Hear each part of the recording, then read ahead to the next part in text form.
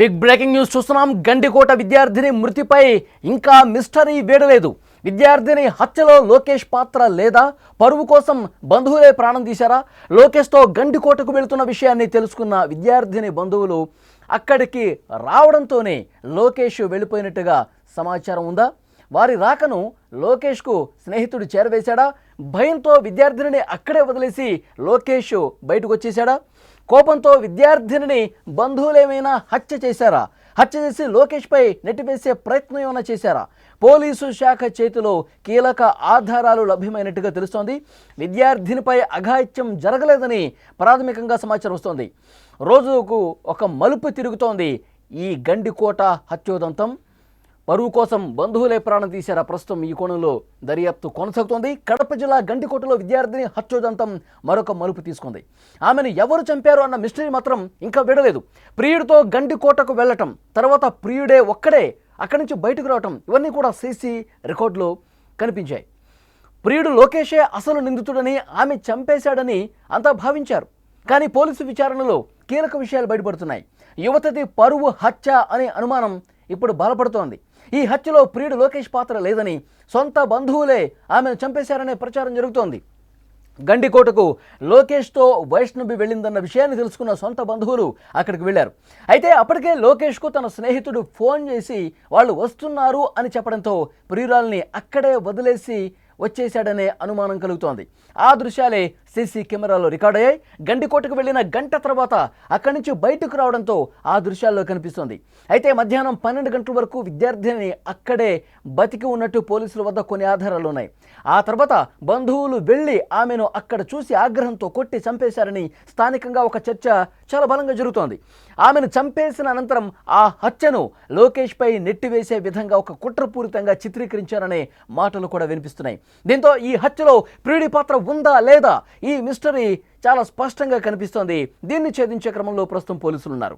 ఆమె కుటుంబ సభ్యులు మాత్రం తమ కుమార్తెపై సామూహిక అత్యాచారం జరిగిందని తీవ్రంగా ఆరోపణలు చేస్తున్నారు. కానీ పోలీసులు మాత్రం ఆమెపై ఎటువంటి అఘాయిత్యం జరగలేదని ప్రాథమికంగా నిర్ధారిస్తున్నారు. దీంతో అసలు ఏం జరిగి ఉంటుంది అన్న ఉత్కంఠ కనిపిస్తోంది. పరువు కోసం సొంత బంధువులే చంపేశారా లేదా లోకేష్ పాత్ర ఉందా అనేది $1 మిలియన్ ప్రశ్నగా మారింది. ప్రస్తుతం ఈ కేసు చిక్కుముడిని పోలీసులు విప్పుతున్నారు. అన్ని ఆధారాలు ఒక్కొక్కటిగా సేకరిస్తున్నారు. మరి వారి విచారణలో ఏం తేలబోతున్నది కూడా చూడాల్సిన అవసరం కనిపిస్తోంది. గండికోట విద్యార్థిని మృతికి సంబంధించి అనేక అనుమానాలు కనిపిస్తున్నాయి. నిన్న ఆ తండ్రి, వైష్ణవి తండ్రి చాలా స్పష్టంగా చెప్తా ఉన్నాడు, ఏదో ఎన్కౌంటర్ చేసి పారేయాలి. తెలంగాణలో హైదరాబాద్లో ఏ విధంగా అయితే ఇలాంటి సైకో విధుల్ని ఎన్కౌంటర్ చేశారో అదే విధంగా చేసి పారేయాలని చెప్పి చాలా ఆగ్రహంతో ఊగిపోయిన పరిస్థితి కనిపిస్తోంది. కానీ పోలీసులు ప్రాథమిక విచారణలో లోకేష్ పాత్ర లేదు అనేది కొంత స్పష్టంగా అర్థమవుతోంది. లోకేష్ పాత్ర ఇందులో ఉండకపోవచ్చు. మాకు తెలిసినటువంటి ప్రాథమికంగా లభించినటువంటి సమాచారం మేరకు లోకేష్తో వైష్ణవి వచ్చింది 10:30 ఆ సమయంలో వచ్చింది. సీసీటీవీలో చాలా స్పష్టంగా అర్థమైంది. కానీ ఒక గంట వ్యవధిలోనే అతను బయటకు వచ్చేశాడు. మరి అతను ఎందుకు బయటకు వచ్చేశాడు? ఇది ఒక బలమైనటువంటి అనుమానం కనిపిస్తోంది. అతను బయటకు వచ్చిన తర్వాత ఆమె గంట పాటు బతికే ఉంది. ఇది కూడా పోలీసులు చెప్తా ఉన్నారు. 12 గంటల నుంచి 4 గంటల మధ్య ఏదో జరిగింది. దాన్ని పూర్తిగా ఆ మిస్టరీని, ఆ గుట్టుని విప్పే పరిస్థితి ప్రస్తుతం మేము చూస్తా ఉన్నాం. చాలా క్లియర్గా అన్ని ఆధారాలను తీసుకునే ప్రయత్నం చాలా సీరియస్గా కొనసాగుతుంది. లోకేష్ బయటకు వచ్చిన తర్వాత గంటసేపు లోపల ఉన్నాడు. ఆ తర్వాత బయటకు వచ్చేసాడు లోకేష్. బయటకు వచ్చిన తర్వాత కూడా చాలాసేపు గండికోట పర్యాటక ప్రాంతంలో ఆమె తిరుగుతూనే ఉంది, సజీవుగానే ఉంది. కానీ ఆ రంగనాయక టెంపుల్కి బ్యాక్ సైడ్ ఆమె ఎందుకు వచ్చింది? ఆ సమయంలో అక్కడ ఎవరున్నారు, ఎవరి కోసం అక్కడికి వచ్చింది, ఆ తర్వాత ఏం జరిగింది, ఇవన్నీ కూడా చాలా క్లియర్గా ఇన్వెస్టిగేట్ చేస్తున్నాం, అన్ని ఆధారాలు మేము సంపాదిస్తున్నాం, కొద్ది గంటలు ఓపిక పడితే అన్ని విషయాలు కూడా బయటకు వస్తాయి అని పోలీసు అధికారులు చాలా స్పష్టంగా చెప్తూ ఉన్నారు. అయితే ఇక్కడ ప్రాథమికంగా వస్తున్నటువంటి ఇన్ఫర్మేషన్, లోకేష్కి అతను ఫ్రెండ్ ఫోన్ చేశాడు, వైష్ణవికి సంబంధించిన బంధువులు ఈ విషయం తెలిసిందే, మీరు గండికోటకు వెళుతున్నారన్న విషయం వాళ్ళకి తెలిసింది, నువ్వు అక్కడి నుంచి వెళ్ళిపోతే బెటర్ అని చెప్పి ఫ్రెండ్ ఫోన్ చేయటంతో అక్కడి నుంచి వైష్ణవిని అక్కడే ఉంచి నేను వెళ్ళిపోతున్నాను, నువ్వు కూడా సేఫ్గా ఇంటికి వచ్చాయని చెప్పి లోకేష్ బయటకు వచ్చాడు. ఆ తర్వాత లోకేష్ బయటకు వచ్చిన దృశ్యాలు కూడా సీసీటీవీ ఫుటేజ్లో రికార్డ్ అయ్యాయి. అతను వెళ్ళిపోయాడు. అతను వెళ్ళిపోయిన తర్వాత కూడా చాలాసేపు వైష్ణవి ఆ ప్రాంతంలో తిరుగుతూనే ఉంది. ఆ తర్వాత అక్కడికి ఎవరు ఇచ్చారు, నిజంగానే కుటుంబ సభ్యులు బంధువులు ఎవరైనా వచ్చారా, ఆమెతో ఏమైనా గొడవ పడ్డారా, ప్రస్తుతం దీనికి సంబంధించి ఇన్వెస్టిగేషన్ థరోగా జరుగుతున్నటువంటి పరిస్థితి కనిపిస్తోంది. అయితే కుటుంబ సభ్యులు కావచ్చు, బంధువులు కావచ్చు, లోకేష్ గతంలో మా అమ్మాయిని ట్రాప్ చేశాడు, మా అమ్మాయిని మాయమాటలు చెప్పాడు, నయవంచం చేశాడు, మోసం చేశాడు, ఇవన్నీ చెప్తా ఉన్నారు. సామూహిక అత్యాచారం జరిగింది, లోకేష్ ఒక్కడే కాదు అతని ఫ్రెండ్స్ వీళ్ళందరూ కలిసి మా అమ్మాయిని అత్యాచారం చేసి హత్య చేసి పడేశారు అంటూ చాలా బలంగా వాళ్ళు వాదనలు వినిపిస్తున్నారు. అవన్నీ కూడా పోలీసులు వాళ్ళ అభిప్రాయాలను కూడా సేకరించారు. కానీ లోకేష్ చంపేశాడు అనటానికి ఇప్పటి వరకు ఎలాంటి ఆధారం దొరకలేదు అని పోలీసులు చాలా స్పష్టంగా ఈ కేసు ఇన్వెస్టిగేషన్ చేస్తున్నటువంటి క్రమంలో వారికి లభ్యమైనటువంటి ప్రాథమిక ఆధారాలకు సంబంధించి చెప్తున్నటువంటి పరిస్థితి ఉంది. మరొక ముఖ్యమైన విషయం, పోలీసులు ఇన్వెస్టిగేషన్లో మరి ఆ 12 గంటల నుంచి 4 గంటల సమయం, ఈ 4 గంటల వ్యవధిలో ఏం జరిగిందని చెప్పి ఆధారాలు సేకరిస్తున్నటువంటి క్రమంలో మరి కుటుంబ సభ్యులు కానీ బంధువులు కానీ అక్కడికి వచ్చారా, పరువు కోసం, ఎందుకంటే గతంలో చాలా సందర్భాల్లో వాడితో తిరగొద్దు, వాడు ఎక్కడికి రమ్మంటే అక్కడికి వెళ్ళిపోతున్నావు, మీ ఇద్దరు ప్రేమలో ఉన్నారు, ఇది కరెక్ట్ కాదు, ఇది మంచిది కాదు, నీ పద్ధతి మార్చుకో, నువ్వు మంచిగా చదువుకో, సో ఈ విధమైనటువంటి వాదనలు గొడవలు గత కొన్ని రోజులుగా జరుగుతున్నట్టుగా తెలుస్తుంది. మరి పరువు కోసమే కుటుంబ సభ్యులు కానీ బంధువులు కానీ ఆమెని చంపేసి ఆ నేరాన్ని లోకేష్ మీద నెట్టివేసే ప్రయత్నం ఏమైనా జరిగిందా, ఈ కోణంలో కూడా పోలీసులు చాలా స్పష్టంగా ఇన్వెస్టిగేట్ చేస్తూ ఉన్నారు. ఇవన్నీ అనుమానాలు, ఇంకా పోలీసులు ఎక్కడ కూడా ధృవీకరించలేదు.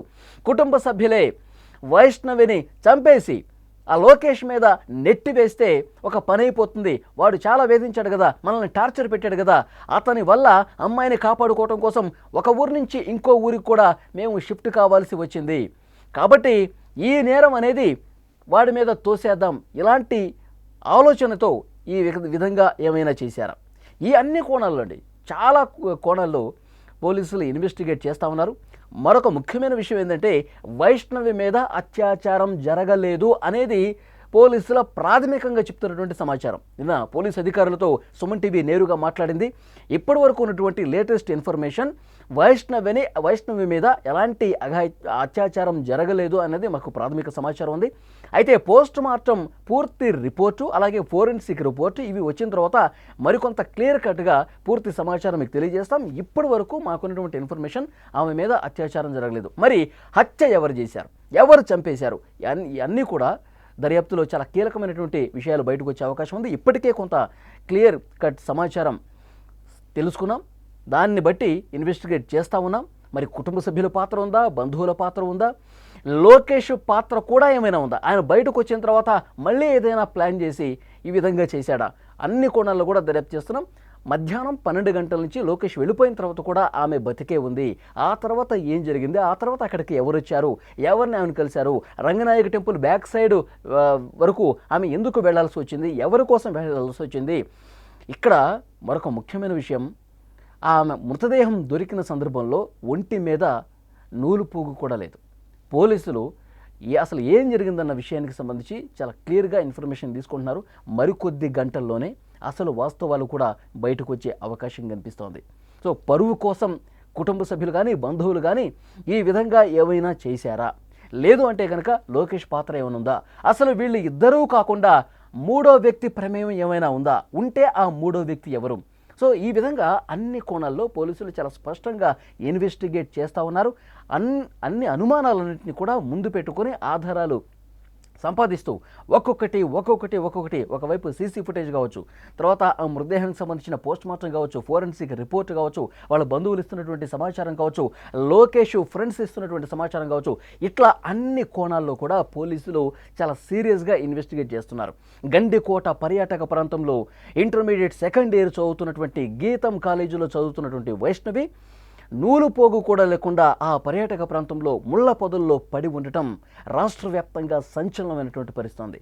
సో వాస్తవాలు అతి కొద్ది గంటల్లోనే బయటకు వస్తాయి. ఎందుకంటే కొన్ని గంటల్లో ఆ forensic report, post mortem report కూడా బయటకు వస్తుంది. లోకేష్ని ఇప్పుడే చాలా సీరియస్గా విచారించిన పరిస్థితుంది. లోకేష్ ఇచ్చినటువంటి ఆధారాలు, అలాగే phone contact records, call data, ఎవరెవరు ఏం మాట్లాడారో ఆ సమయంలో ఇవన్నీ కూడా వెలికి తీస్తున్నారు. ఎవరి పాత్ర ఉన్నా సరే అన్ని నిజాలు అతి త్వరలోనే బయట పెడతామని చెప్పి చాలా స్పష్టంగా పోలీసులు చెప్తున్నటువంటి పరిస్థితుంది. కానీ ఇప్పటి వరకు అందినటువంటి సమాచారం ఆ అమ్మాయి మీద ఎలాంటి అత్యాచారం జరగలేదు. మరి ఎవరు చంపారన్న దానికి సంబంధించి ఆధారాలు సంపాదిస్తున్నాం అంటున్నారు. అలాగే లోకేష్ పాత్ర ఉందా లేదన్నది కూడా చాలా క్లియర్గా పిన్ టు పిన్ ఇన్ఫర్మేషన్ సేకరిస్తున్నాం. లోకేష్ వెళ్ళిపోయిన తర్వాత కూడా, లోకేష్ అక్కడ ఆ పర్యాటక ప్రాంతం నుంచి బయటకు వెళ్ళిపోయినటువంటి సీసీ ఫుటేజ్ రికార్డు కూడా ఉంది. అతను వెళ్ళిపోయిన తర్వాత కూడా ఈమె బతికే ఉంది. తర్వాత గంట 2 గంటల పాటు ఆ ప్రాంతంలో తిరుగుతూ ఉంది, తచ్చాడుతూ ఉంది. మరి ఎవరి కోసం ఆమె వెయిట్ చేస్తుంది? ఇవన్నీ విషయాలు కూడా చాలా క్లియర్గా ఆధారాలతో సహా పోలీసులు సంపాదించే ప్రక్రియ చాలా వేగంగా జరుగుతుంది. ఆధారాలన్నీ లభ్యమైన తర్వాత, ఆ రిపోర్ట్స్ అన్ని వచ్చిన తర్వాత ప్రెస్ మీట్ పెట్టి పిన్ టు పిన్ ఏ నిమిషానికి ఏం జరిగిందో కూడా పోలీసులు చెప్పే అవకాశం కనిపిస్తోంది.